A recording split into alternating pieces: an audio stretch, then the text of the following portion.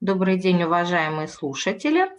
Рады вас приветствовать сегодня на нашей школе «Умные и заботливые мамы». Сегодня тема «Лечим кашель». И я рада представить вам нашего лектора Тамару Владимировну Тхаржевскую, кандидата медицинских наук, врача-пульмонолога, гомеопата. Тамара Владимировна, вам слово, пожалуйста. Мгм. Здравствуйте, дорогие друзья! Мы с вами продолжаем собирать свою гомеопатическую волшебную аптечку. Вот сейчас я подумала, что, в принципе, мы с вами, имеючи 10-15 препаратов в маленькой удобной сумочке, можем собирать потом свои пазлы вот, в любой теме и решать любые проблемы, связанные с острым состоянием по здоровью, да, в путешествии там, или где дома, в домашних условиях, вот, на любую буквально тему. И сегодня мы с вами будем лечить кашель. Вот прошлый раз, когда мы с вами пытались научиться лечить лихорадки и насморки, я еще так немножко рассуждала, надо ли сбивать температуру. Это ведь очень хорошо тренирует нашу иммунную систему. Да? Высокую температуру нельзя сбивать. Это защитная реакция организма в борьбе с вирусами, с бактериями. Да? Надо еще лишний раз подумать. Да? Вот, свыше 38,5 мы ничего лучше не делаем, даем возможность побороться. Насморк, надо ли его лечить? Ну, если только затянувшийся. Иногда старые врачи говорили, что дети должны быть сопливыми и балованными, да, тогда из них вырастают здоровые индивидуумы, да, тоже лишний раз подумаем. А вот кашель тут уже так не скажешь, потому что кашель лечить надо. Кашель – это значит, все-таки уже инфекция спускается вниз. А внизу это, в общем-то, прямой путь уже по бронхам в легкие. Это возможность развития пневмонии. Поэтому кашель мы лечить будем. Другое дело, что вот как мы будем лечить. Если это острое состояние, это если просто инфекция, это, конечно, мы должны сделать, сами попытаться. Если же эта проблема повторяется каждый месяц, если любая простуда опускается вниз в бронхи, да, вот, если это аллергический кашель, если это бронхообструктивный кашель, да, астматический, конечно же, это должен делать врач. Вот. Ну, кое-какие нюансы, конечно, я вам расскажу, как вы можете справляться с той или иной ситуацией даже в таких случаях с помощью своей домашней аптечки. Но, в общем-то, наверное, все-таки нужно довериться специалистам. А то, что говорю я, это касается острых случаев, ну, самых таких типичных. Итак, кашель вот просто в простом таком варианте бывает, как мы видим его, сухой и продуктивный. Продуктивный кашель – это с мокротой. Вот с мокротой – это хорошо. Это значит, уже идет очищение бронхов. И надо сказать, что всегда, когда к пульмонологу приходят пациенты с сухим кашлем, мы прежде всего, если, конечно, это природа инфекционная, да, вот, то мы прежде всего стараемся перевести сухой кашель в продуктивный. Продуктивный – это уже секреция, это уже очистка бронхов, это уже разрешение процессов. Поэтому надо все сделать, чтобы сухой превратился в продуктивный. Ну, а если же продуктивно затянулся, да, то мы его уже лечим вот так, чтобы он уже совсем ушел. Не стал сначала сухой, а мокрота сначала должна стать прозрачной, вот, более легким должен такой кашель, должен не беспокоящим, а потом он должен и вовсе уйти. Что предлагает нам официальная медицина? В любом случае, хронический это случай или это острый, это прежде всего противовоспалительные средства, куда можно отнести антибиотики, да, отхаркивающие, муколитики, которые разжижают мокроты, бронхолитики. Мы с вами говорили, что антибиотики, конечно же, может быть и полезны, но только в самом крайнем случае, потому что они как катком проходят по нашей микробиоте, да, и убирают всю и полезную, и патогенную флору. А то, что пустыня, которая остается после антибиотиков, на ней размножаются, как правило, либо дрожжи, либо плесень, либо какие-нибудь патогенные, совершенно ненужные нам микроорганизмы. Вот. И потом не спрашивайте, почему так много атопических сейчас дерматитов, аллергических реакций и так далее. Потому что это испорченная микробиота, это испорченный кишечник и кровь и лимфа. Отхаркивающие средства – это полезные, которые мы можем взять из официальной медицины, да? Потому что это могут быть травки даже какие-то, чаи такие с отхаркивающими травами, это могут быть какие-то стимулирующие дыхательный центр препараты. Но опять же, мы можем это решить и своими гомеопатическими препаратами, чтобы не отягощать организм химическими какими-то лекарствами. Муколитики, они разжижают мокроту для того, чтобы легче отходила эта мокрота, да? Это тоже полезная составляющая лечения. Но, опять же, если мы можем это лечить более щадящими методами, да, либо гомеопатией, либо какими-нибудь травами или эфирными маслами, то лучше обратиться к такой вот нетрадиционной медицине. А бронхолитики используются достаточно часто сейчас, поскольку это ну, много детей, которые дают обструктивный синдром, когда вот идет сухой такой свистящий кашель, чтобы снять отек, расширить дыхательные пути, дают бронхолитики. Не надо их бояться, коротким курсом можно их принимать. Другое дело, что у них очень много все-таки побочных действий. Они отягощают, как и симпатомиметики, которыми мы пользуемся, когда заложен нос, вот, они отягощают сердце, они отягощают сосуды, дети становятся, если они чувствительны очень, крайне такими возбужденными после этого, да, то есть какие-то моменты, которые не хотелось бы брать от бронхолитиков. Вот. Что предлагает нам гомеопатия? Прежде всего аконит. Смотрите, аконит у нас уже был и при лечении лихорадки, и при лечении насморка. Да. Вот сейчас опять аконит. Опять же, одним и тем же препаратом мы решаем несколько проблем. Это прежде всего всегда внезапное начало. Ребенок целый день гулял, катался на санках, на лыжах, вот он пришел домой вспотевший, вы его обтерли, накормили, напоили, помыли, уложили спать, и ночью где-то с 12 до 2 вдруг просыпается с кашлем, испуганный, всегда, потому что среди полного здоровья это все происходит. Он буквально задыхается, держится за грудь, вы тоже беспокоитесь за него. Температура может быть, а может ее и не быть. Вообще это состояние бывает при ложном крупе. И знаете, были такие даже порошки Беннингаузена, в который входил аконит.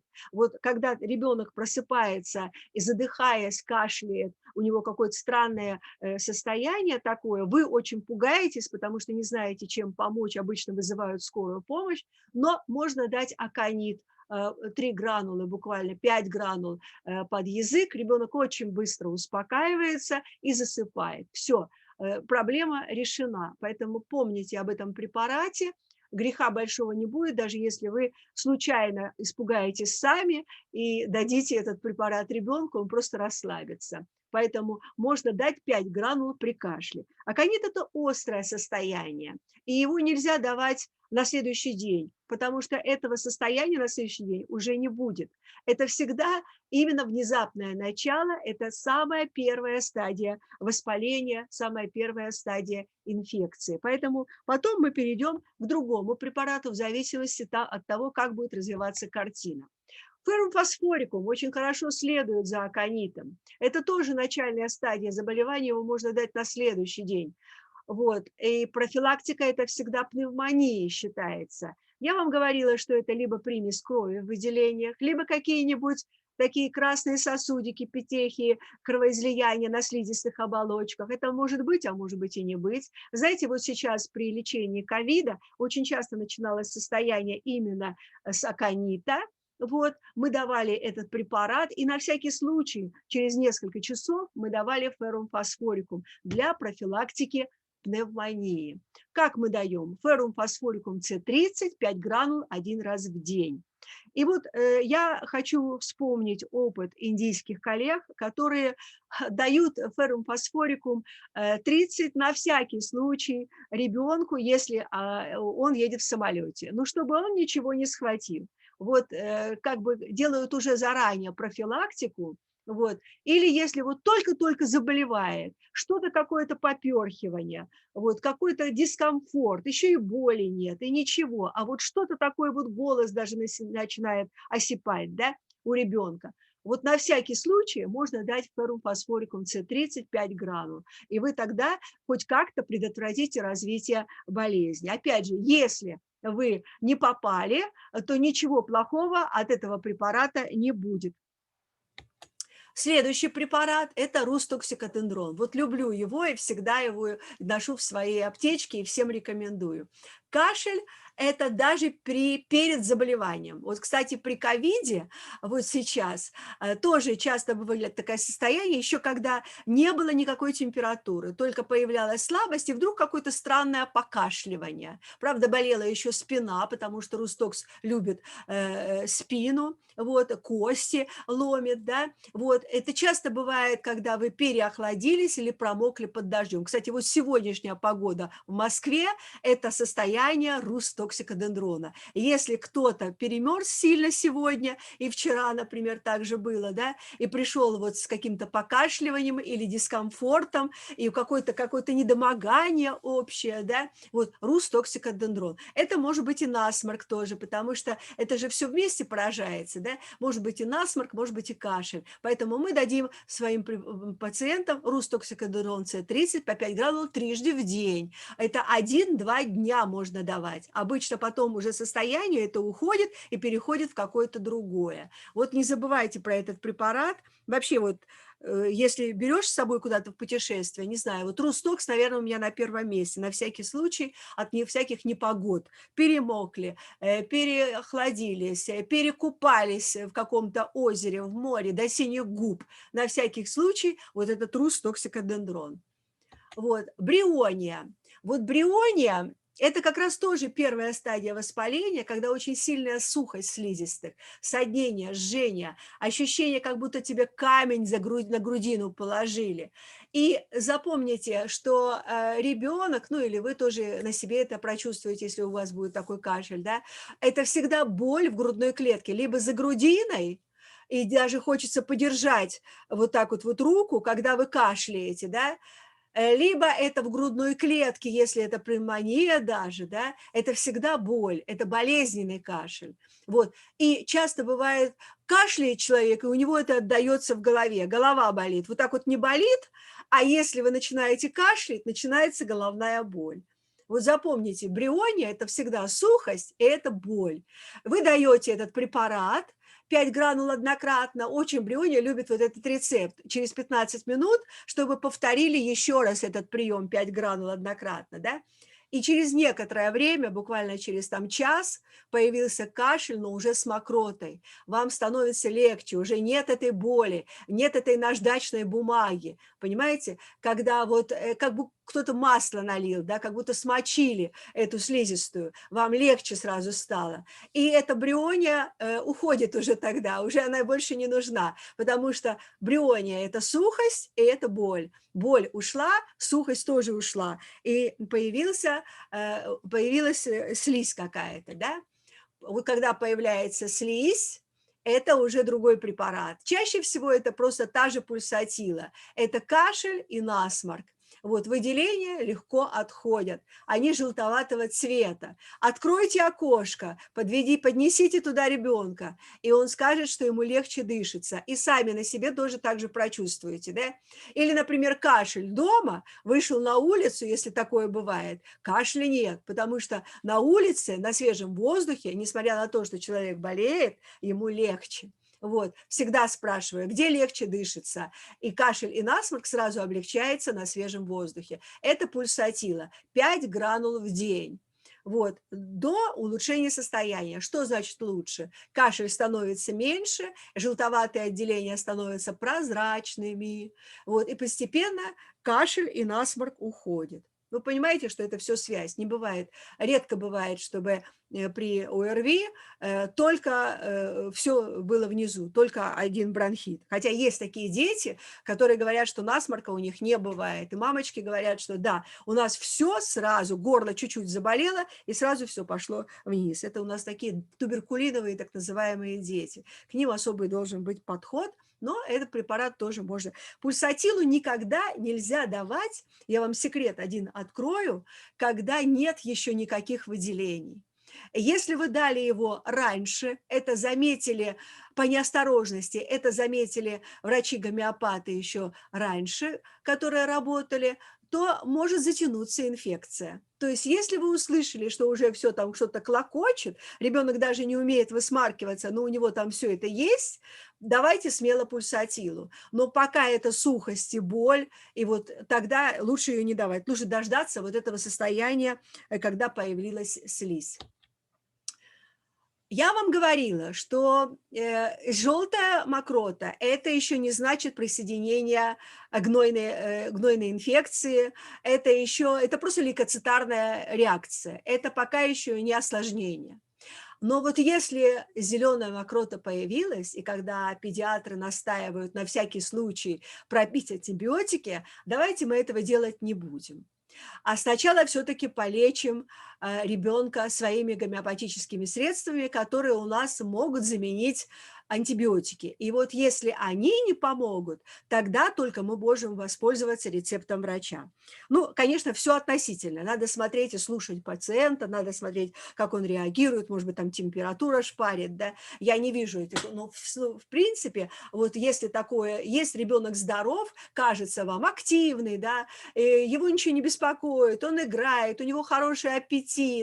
Ну, почему бы нет? Только вот эта зелень идет. Да? Некоторые дети вообще, у них сразу все начинается с зеленой мокроты. И вот если начинается сразу, можете сразу пульсатилу минуя начинать принимать вот эти препараты, о которых я вам расскажу. Опять же, гепросульфур, помните, он у нас уже был при лечении насморка. Зябкий ребенок, отвращение свежему воздуху, закройте форточку, мне холодно, на себя все одевает. Ноги холодные, руки холодные, мокрота зеленая или желтовато-зеленая. Вот, если вы ее увидите. Ну, как ребенок вообще-то, конечно, не очень-то может показать свою мокроту, да, но это может быть из носоглотки. Вот, хорошо видно такую мокроту, когда кукушку делают, лор-врачи, это лечение перемещением, отсасывают. Ой, сколько гноя, говорят, из вас выходит, да. Это состояние гепросульфура. Вот как мы его даем? Гепросульфур С30 по 5 гранул трижды в день до улучшения. Улучшение – это качество мокроты. Я смотрю на выделения, они становятся прозрачными. Сначала желтоватыми, светлыми, а потом совершенно прозрачными. Значит, мы уже попали, и фактически гепросульфур сработал как антибиотик. Меркуриус солюбилюс С30. Добавляем его, если видим тоже гнойную мокроту, если слюна течет при этом, запах отвратительный. Но это бывает, знаете, запах отвратительный, когда застоявшийся гной.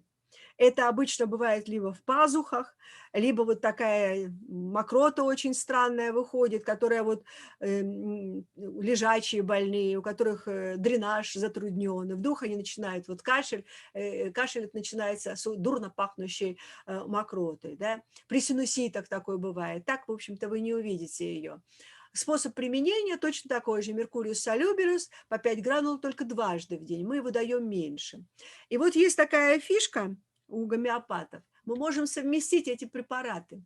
Знаете, они очень хорошо сочетаются друг с другом. И на 5-7 дней мы их даем один утром. Меркурий любит ночь, мы поэтому его даем вечером. Вот, на 5-7 дней. Это будет у вас курс, фактически, ну, как бы заменяющий антибиотикотерапию. Опять же, я предупреждаю, это не в том случае, когда шпарит температура и плохо ребенку совсем. Хотя и сначала на 1-2 дня мы можем это попробовать. Потому что если препарат попал, то легче будет уже на следующий день.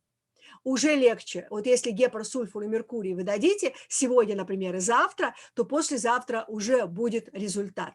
У нас есть время, какой-то лимит, вот 24-48 часов. Если это не подошло, тогда мы переходим на антибиотики или на рецепты какие-то, которые нам дает другой врач, педиатр, который слышал, видел и так далее. А так, в принципе, если ребенок активен, и то, что вот он весь в соплях зеленых, его это не особо волнует, а только волнует мамочку, да, и вы боитесь его выпускать на улицу, давайте дадим вот гепарсульфур и меркуриус солюбис. Это наша тяжелая артиллерия, как я говорю, да, мы вытаскиваем наши козыри, которые мы хотим вот дать в самом крайнем случае, чтобы помочь ребенку. Мы берем в эту аптечку обязательно эти препараты. Вот. Вот появилась у нас новый препарат Ипека. Ипека, оно это не полное название, Ипекакуана, она называется, такая сложная, довольно длинная. Это полуастма, полубронхит, как про нее говорят. Это скопление слизи в бронхах и спазмы. Кашель при коклюше, то есть это когда с рвотой буквально выворачивает ребенка наизнанку. Или отрыжка, кашляет, кашляет, потом отрыжка идет, рвота. Это всегда задействован, значит, нервус вагус, вот, вегетативная нервная система. Вот препарат этот очень хорошо помогает при таких состояниях. И мы даем ипеку по 5 гранул трижды в день до улучшения. Смотрите, когда еще вы можете давать его. Если вы видите вообще тошноту, ребенок заболел, у него температура, и его тошнит. Вот бывает, говорят сразу, вся инфекция, и сразу появляется, и сразу начинается эта тошнота, да? Вот можете посмотреть на язык, если язык особенно чистый, то можете давать ипекакуану. Прекрасные препараты, работают очень хорошо при этих состояниях. Мы его используем также еще и при тошноте беременных. Очень безопасно, очень хорошо снимает эту тошноту. Можно его утром несколько дней, несколько раз в день давать спокойно. Особенно вот это разведение С9, которого нет ни в одной аптеке у нас в Москве и вообще в России. Да? Он очень хорошо работает и усваивается, этот препарат. Вот. Так что имейте в виду, этот препарат как раз у тех детей, у которых вот бывают спазматические такие кашли. Ну, при коклюше тоже мы его используем. Вот. Купрум металликум – это чисто спазматический кашель, очень сухой. Ребенок кашляет и выворачивает буквально наизнанку всего, да, до рвоты. И посмотрите, из-за этой гипоксии, из-за этого спазма у него может быть синева вокруг рта. Вот тогда мы даем купрум металликум. Вот. Это бывает при коклюше обычно. Редкий препарат, но на всякий случай его надо иметь. Такой кашель бывает как раз по весне. Вот затянувшийся кашель, когда ребенок не выздоравливает, вроде бы уже нет и слизи никакой, и это длится там недели две. Вот весна, вот март и апрель часто бывает вот время для купрума металликума. Имейте это в виду. Это просто снимет спазм. Здесь подействует как бронхолитик, который дают педиатры, когда у ребенка обструктивный бронхит. Обструкция – это когда, знаете, конечно, бывает так, что прям слышишь на расстоянии этот свист на выдохе. Вот. Но бывает и такого и нет, просто сухость очень сильная, особенно к вечеру. Вот мы тогда даем вот эти препараты, ипекакуану и купрум металликум. Вот. Кашель с очень вязкой мокротой. Вот чтобы не давать муколитики, вот мы имеем свои препараты тоже. Калиум бихромикум С9 и гидрастис канандис. Помните, я вам говорила, что эти препараты работают при насморках, при евстахиитах, при синуситах. А тут то же самое мы берем при очень вязкой мокроте, которая, когда вот начинают люди кашлять, у них прям тянется нитями буквально, да, вот это калиобихромикум. Первый день, каждые 3 часа по 5 гранул, затем только утром. А вечером мы даем гидрастис. И вот смотрите, мы можем их тоже совмещать. Вот. Если, например, у вас такая мокрота, и вы не поймете, что с ребенком, вы понимаете, что он просто не может откашляться, ему очень тяжело. Разведите эти препараты в 2 стаканчиках, в каждом по полстаканчика воды, по 5 шариков, вот, и пластиковой ложечкой, помешивая туда-сюда по 5 раз, например, каждые 15 минут. Один препарат, второй препарат, один препарат, второй препарат. И так целый день. И вы почувствуете, что кашель стал мягче, стала отходить мокрота. Вот. То есть мы добились муколитического эффекта. Вот. А сейчас я отвечу на ваши вопросы. Вот, появились тем более новые у нас препараты. Пожалуйста, Наташа, переведите мне, если кто-то там захотел что-то спросить. Да-да-да, большое спасибо, Тамара Владимировна. Уважаемые слушатели, есть ли у нас вопросы? М, Пока вот Сразу никто скажу, ничего. что вот при ковиде у нас использовались аконит, рустоксикодендрон, бриония очень активно шла, и феррум фосфорикум. Это прям вот препараты первых дней для того, чтобы не пошло вниз, для того, чтобы обойтись вот легкими какими-то там потерями. Да. Даже параллельно вот антикоагулянтам мы давали эти препараты. Мгм. Так, ну вот пока вопросов нет. Может быть, кто-то хочет голосом задать или, может быть, в чате что-то написать. Давайте попробуем. Друзья, вы можете потом подумать и написать свои вопросы в чат нам, да, мы ответим. Поскольку я понимаю, что сейчас как бы все ясно, пока я рассказала все это вот вам. Опять же, уж чем интересна эта аптечка домашняя? Мы буквально имеем 15, там, 10 препаратов, да, в этой удобной сумочке, да, и можем в зависимости от нашей ситуации, зная все то, что я вам рассказала, вот, ну, моделировать лечения любой ситуации.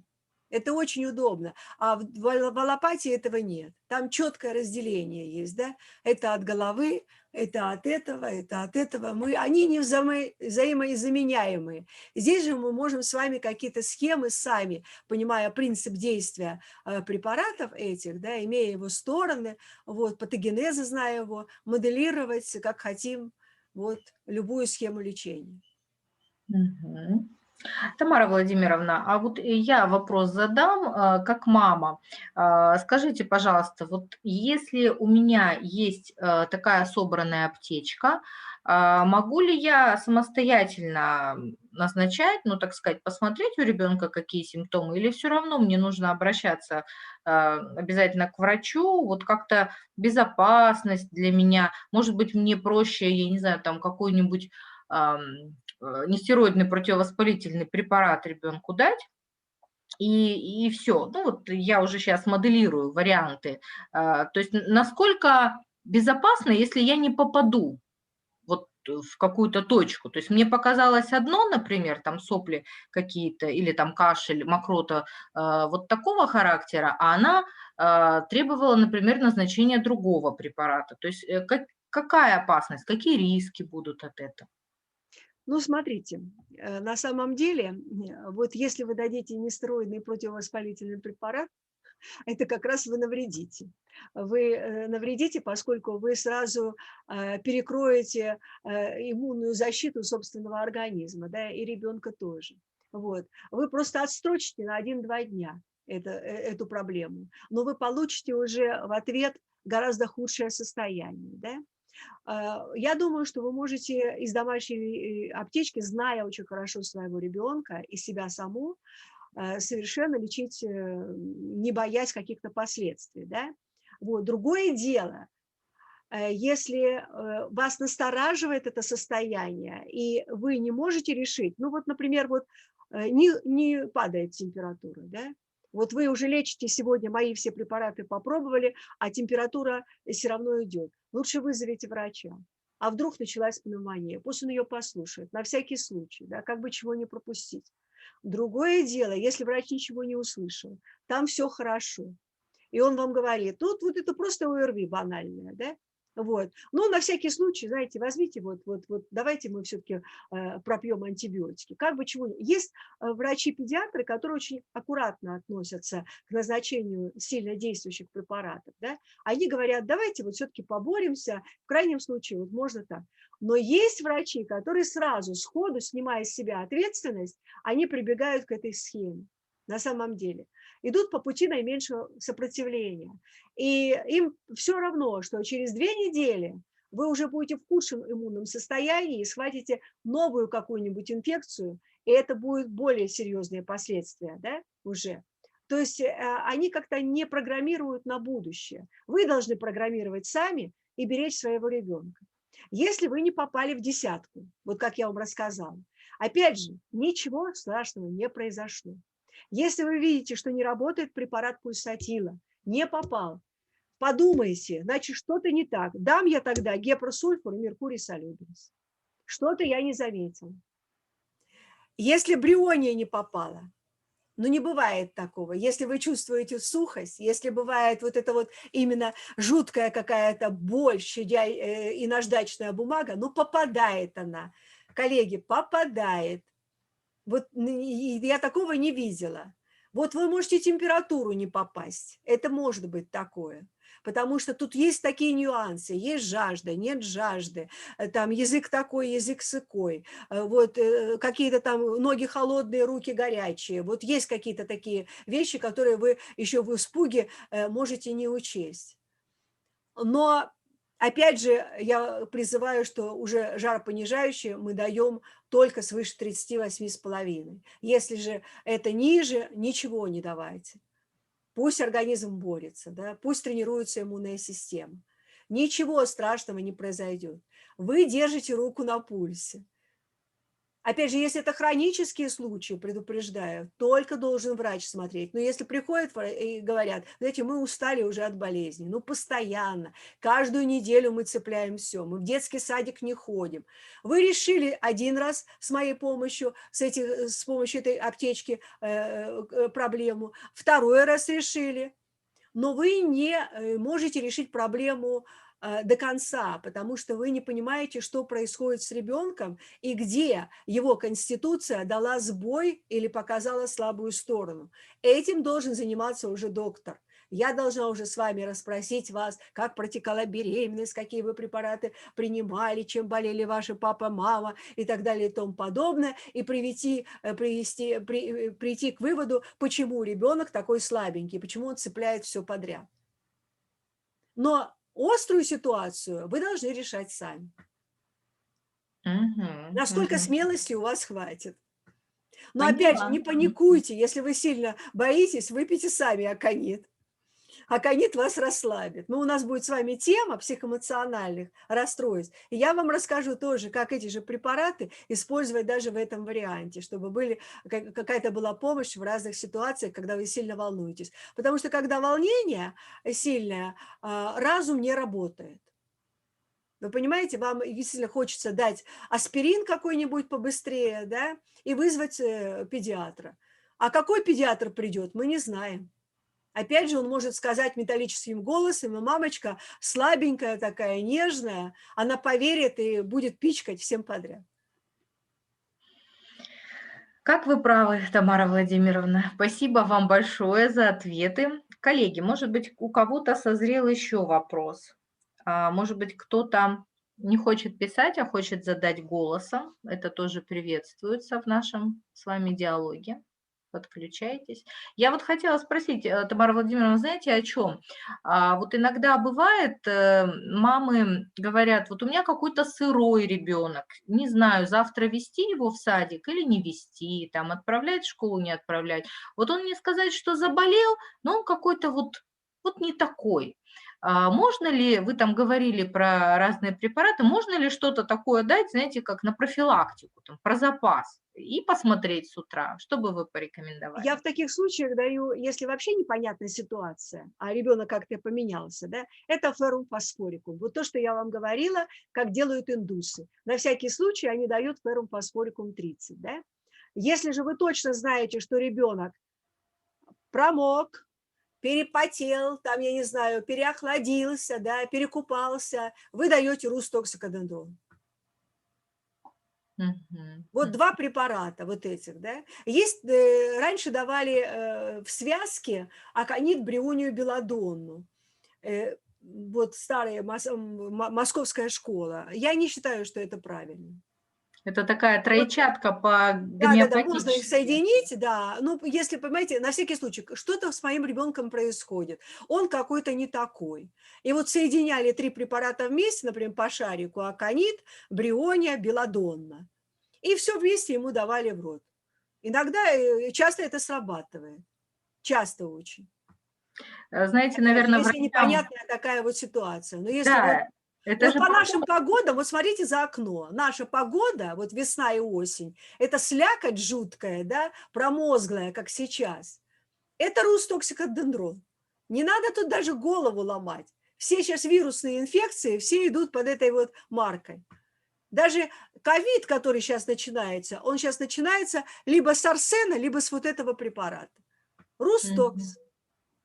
Да, мне напомнило это, знаете, в учебниках наших медицинских, когда троечатка, вот эта литийческая смесь, когда по 3 препарата, помните, такое модно было? И, наверное, это такой понятный всем медицинский подход, хочется соединить чего-то 3, чтобы уже гарантированно куда-то попасть. Вот.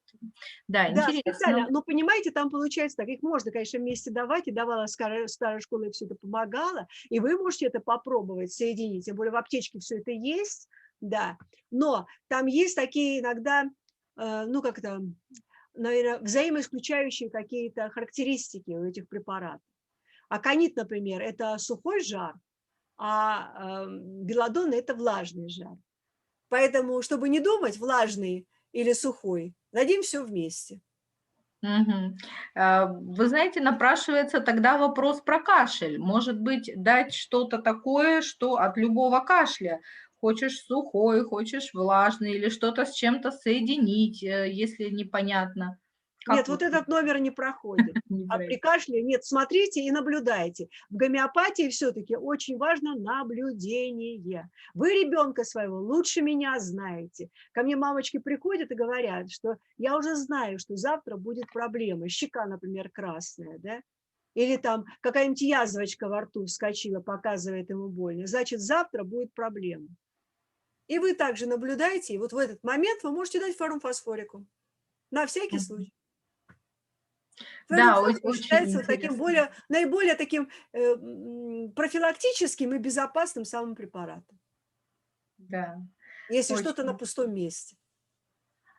А вот к нам, кстати, подключились люди, и, может быть, ну вот у них есть какие-то вопросы. У нас, правда, сейчас уже финализация идет лекции. Если вы хотите, я призываю там задать вопрос голосом, можно Вот Юлю написать я в чат. узнаю. Да, здесь появилась Юля, это Да. мои пациенты. Как это. Пациенты пришли. Ну, я смотрю, да, они машут рукой, радуются. Это здорово. У нас будет запись, Юлия, обязательно, да, и мы всем зарегистрировавшимся обязательно ее разошлем, поэтому вы сможете услышать Тамару Владимировну с чувством, с толком, с расстановкой. Да, следующая тема у Классно. нас будет еще интереснее, это травмы. Вот. Так что желаю вам не пропустить, потому что от этого вообще никто не может уберечься и застраховаться. Надо знать, как этим всем пользоваться. Мгм. Ну, отлично. Вот на этой замечательной ноте, поскольку нет вопросов, а есть такие сообщения, как очень интересно, даже и вопросов нет, мы, наверное, будем финализировать. И всем хочется пожелать замечательного вечера, ну и плодотворной рабочей недели. Спасибо еще раз, Тамара Владимировна, И вам за лучше, конечно, интересный. быть здоровыми. Кашель, Да, чтобы у да. вас был в самом крайнем случае. Это точно. Берегите себя, будьте здоровы и до встречи в следующем эфире. До свидания. До свидания.